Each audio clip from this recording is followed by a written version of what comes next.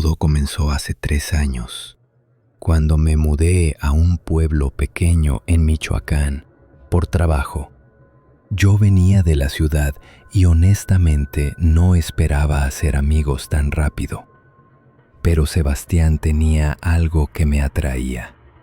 Era carismático, siempre sabía qué decir y tenía una forma de hablar que te hacía sentir como si fueras la persona más importante del mundo. Trabajaba en una tienda de artesanías cerca del centro y parecía conocer a todos en el pueblo. La primera vez que noté algo extraño fue durante una cena en su casa. Vivía solo en una construcción antigua, de esas que tienen patios grandes y habitaciones que parecen conectarse sin lógica. Mientras preparaba la comida, vi que tenía un altar en la sala. No era católico como esperarías encontrar en cualquier casa mexicana. Este tenía velas negras, fotografías de personas que no reconocí y pequeños huesos blancos acomodados en patrones que no entendía. «¿Qué es eso?», le pregunté señalando el altar. Sebastián sonrió de esa manera suya, como si supiera algo que yo no sabía. Tradición familiar, mi abuela me enseñó cuando era niño. No pensé mucho en eso entonces.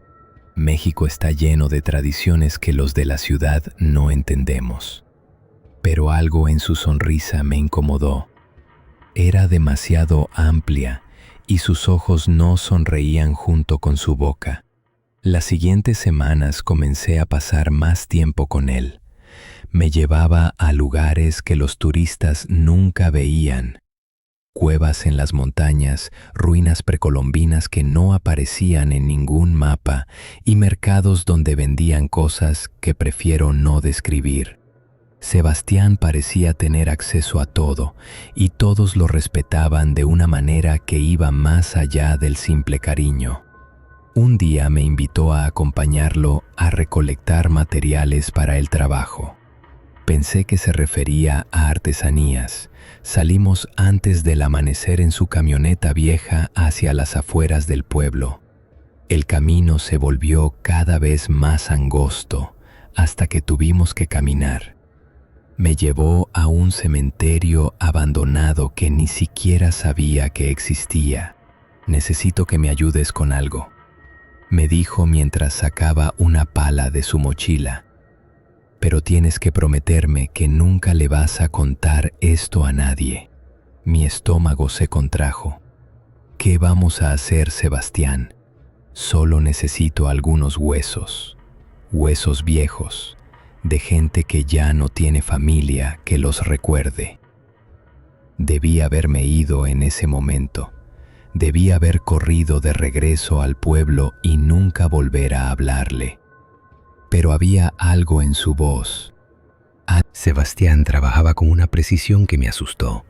Sabía exactamente qué huesos tomar y cuáles dejar. Mientras trabajaba, murmuraba palabras en un idioma que no reconocí. De regreso a su casa, me di cuenta de que el pueblo se veía diferente. Las personas nos miraban desde sus ventanas, pero nadie salía a saludarnos como siempre hacían. Los perros que normalmente ladraban a cualquier ruido estaban en silencio, con las colas entre las patas. «¿Por qué todos actúan raro?», le pregunté. «¿Saben lo que acabamos de hacer?», respondió sin voltear a verme. «Y saben que es necesario». Esa noche no pude dormir. Cada vez que cerraba los ojos, veía los huesos que habíamos sacado de la tierra. Pero lo que más me perturbaba era recordar cómo me había sentido mientras los desenterrábamos. Una parte de mí había disfrutado haciéndolo. Había sentido una emoción extraña, casi como euforia. Al día siguiente fui a casa de Sebastián sin que me invitara. Necesitaba respuestas. Lo encontré en su patio trasero, sentado frente a una fogata pequeña. Los huesos que habíamos recolectado estaban dispuestos en un círculo alrededor del fuego y él tenía los ojos cerrados, moviendo los labios sin emitir sonido. Cuando me vio, no se sobresaltó. Era como si hubiera estado esperándome. ¿Quieres saber qué hago realmente? Me preguntó. Asentí, aunque una parte de mí gritaba que me fuera. Mi familia lleva generaciones hablando con los que ya no están. Los huesos son como teléfonos. Me permiten contactarlos. Se levantó y caminó hacia mí. Pero no cualquier hueso sirve. Tienen que ser de personas que murieron con asuntos pendientes, con dolor o rabia. ¿Y para qué los contactas? Para que me ayuden. Los muertos tienen poder, especialmente los que murieron mal. Pueden influir en los vivos de maneras que tú no imaginas. Mientras hablaba, noté que las llamas de la fogata cambiaban de color.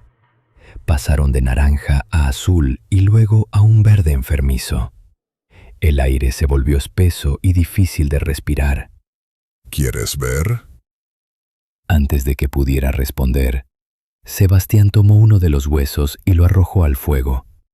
Las llamas se elevaron violentamente y escuché algo que todavía me despierta por las noches. Risas. Risas que venían de todas las direcciones, como si estuviéramos rodeados de personas invisibles que encontraran todo esto tremendamente divertido. Resonaba en el aire, pero no era alegría lo que transmitían esas risas, era burla, desprecio. Las risas se detuvieron tan abruptamente como habían comenzado, dejando un silencio que se sentía vivo y malévolo. Sebastián me miraba con esa sonrisa que ya empezaba a aterrorizarme. «Ahora puedes escucharlos», dijo con satisfacción. «Eso significa que ya eres parte de esto». No entendía qué quería decir hasta que empecé a escuchar susurros. Al principio pensé que era el viento, pero las voces eran demasiado claras y decían cosas específicas. Hablaban de secretos del pueblo, de cosas que habían pasado décadas atrás y de personas que aún vivían. Durante las siguientes semanas, mi vida cambió completamente. Los susurros nunca se detenían. Me despertaba en medio de la noche con voces que me contaban historias de venganza y traición. Sebastián me explicó que los muertos que él contactaba habían sido víctimas de injusticias y ahora buscaban equilibrar las cosas.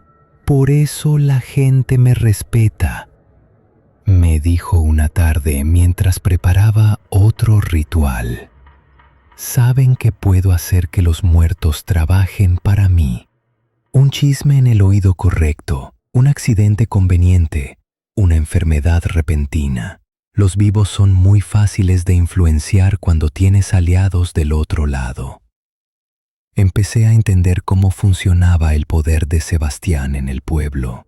Cada favor que le pedían, cada problema que resolvía, todo tenía un precio que pagaban los muertos bajo sus órdenes. Vi cómo negocios prósperos quebraban de la noche a la mañana, después de que sus dueños se negaran a cooperar con él. Vi cómo personas sanas se enfermaban misteriosamente hasta que accedían a hacer lo que Sebastián quería. Lo más perturbador era que empecé a disfrutarlo. Los susurros me contaban secretos. Una noche, mientras participaba en otro ritual, escuché una voz que reconocí entre los susurros. Era mi hermana menor que había muerto en un accidente cuando éramos niños. Su voz sonaba diferente, cargada de resentimiento y hambre. «Únete a nosotros», me susurraba. «Aquí abajo es mejor. No hay dolor, no hay preocupaciones, solo poder y venganza». Esa noche entendí la verdad.